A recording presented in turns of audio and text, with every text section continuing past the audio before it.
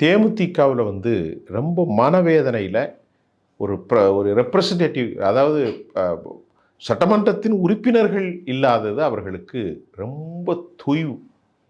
அதனால் நமக்கு கிடைச்ச தகவல் 7 தொகுதிகள் 8 தொகுதிகள் வரைக்கும் தேமுதிகவுக்கு கொடுக்கப்படலாம். Point number 1. ஏன்னா அது தமிழ்நாடு முழுவதும் இருக்கிற ஒரு கட்சி.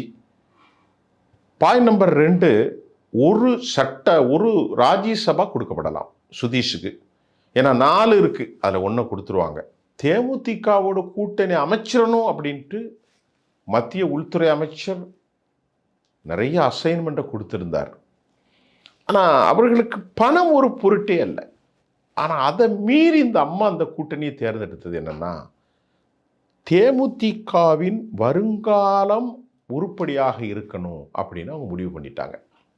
கேப்டன் இருக்கும்போது தனித்த ஆட்சி பிடிப்போங்கிற சொல்லாடெல்லாம் இல்லை. இப்போ இருப்பது தனக்கு ஒரு அடையாளத்துக்கு ஒரு கட்சி வேணும். தொண்டர்களை சமாதானப்படுத்துவதற்கும் நிர்வாகிகளை சமாதானப்படுத்துவதற்கும் என்ன வேணும்? ஒரு கட்சி கண்டிப்பாக இருக்கணும். அது வெற்றி இருக்கணும்.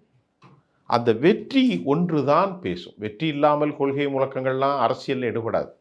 இதை அந்த அம்மா உணர்ந்ததுனால ஒரு 8 தொகுதியில் போட்டிட்டா ஒரு 4 பேராவது ஜெயிச்சு ஒரு ராஜ்யசபா எம்பி குறிப்பிடத்தக்க ஓட்டு அப்படின்னு வந்தால் தனி மெதப்பில் நிற்கலாம் அப்படின்னு அவங்க ஒரு கணிப்பு போட்டாங்க.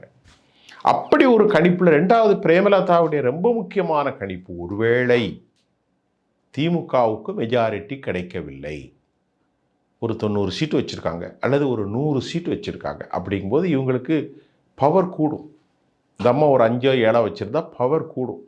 அன்றைக்கு பேரம் பேசலாம், பல விஷயங்களை சாதித்து கொள்ளலாம். அன்றைக்கு அரசில் பங்கு கேட்கலாம். ஏன்னா காங்கிரஸுக்கும் அவர்களுக்கும் முட்டாளாக இருக்கும்போது இவங்க நம்பகமான ஒரு கூட்டாளியாக மாறலாம். இதையெல்லாம் கேல்குலேட் பண்ணிட்டு எடப்பாடி கம்பெனி வண்டியில் ஏறினா அது இடையில் பஞ்சராகிவிடும் என்பதை தேமுதிக நன்கு உணர்ந்துட்டாங்க. இது உருப்படாது என்பதை அவர்கள் உணர்ந்திருப்பதன் காரணத்தினால் தற்போது அவர்கள் கூட்டணி அமைச்சதாக தான் நான் பார்க்குறேன்.